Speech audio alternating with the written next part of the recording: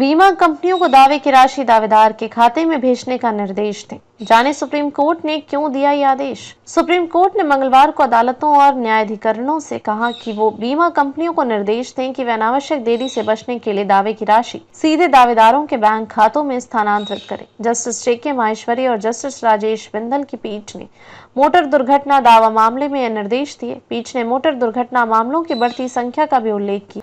Supreme court ने मंगलवार को अदालतों और न्यायाधिकरणों से कहा कि वे बीमा कंपनियों को निर्देश दें कि वे अनावश्यक देरी से बचने के लिए दावे की राशि सीधे दावेदारों के बैंक खातों में स्थानांतरित करें। जस्टिस JK माहेश्वरी और जस्टिस राजेश बिंदल की पीठ ने मोटर दुर्घटना दावा मामले में यह निर्देश दिए। मुआवजे पर कोई विवाद नहीं। इसमें कहा गया है कि जहां मुआवजे पर कोई विवाद नहीं है, वहां बीमा कंपनियों द्वारा अपनाई जाने वाली सामान्य प्रक्रिया यह है कि वे इसे न्यायाधिकरण के समक्ष जमा करा देते हैं।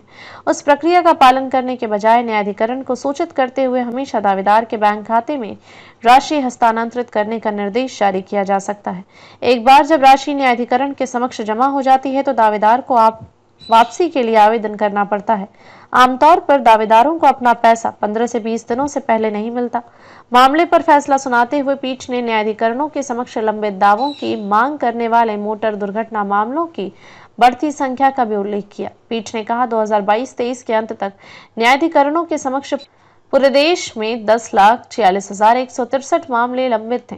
2019 से 20 के अंत तक यह संख्या 9,09,166 से बढ़ गई। 3 वर्षों के भीतर 1,36,997 मामलों की वृद्धि हुई।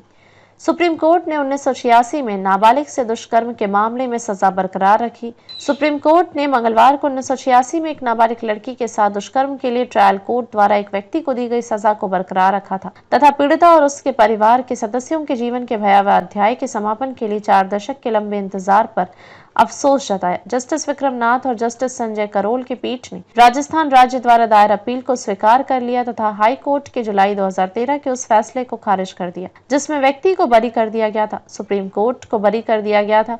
सुप्रीम कोर्ट ने इस मामले से निपटने के लिए हाई कोर्ट के तरीके पर आश्चर्य व्यक्त किया और अपने फैसले में पीड़िता का नाम आने पर नाराजगी जताई। नवंबर 1987 में एक ट्रायल कोर्ट ने तत्कालीन 21 वर्षीय व्यक्ति को दोषी ठहराया और 7 साल की जेल की सजा सुनाई। पीठ ने कहा कि हाईकोर्ट द्वारा बरी किए जाने के पीछे मुख्य तर्क नाबालिग पीड़िता सहित अभियोजन पक्ष के गवाहों के बयान थे। पीठ ने कहा कि यह सच है कि पीड़िता ने अपने खिलाफ अपराध के बारे में कुछ भी नहीं बताया है। घटना के बारे में पूछे जाने पर ट्रायल कोर्ट के जज ने दर्ज किया है कि पीड़िता चुप थी और आगे पूछे जाने पर उसने केवल आंसू बहाए और इससे ज्यादा कुछ नहीं। सुप्रीम कोर्ट ने आगे कहा कि हमारे विचार में से प्रतिवादी के पक्ष में एक कारक के रूप में इस्तेमाल नहीं किया जा सकता है। पीड़िता के आंसुओं को उनके महत्व के अनुसार समझना होगा।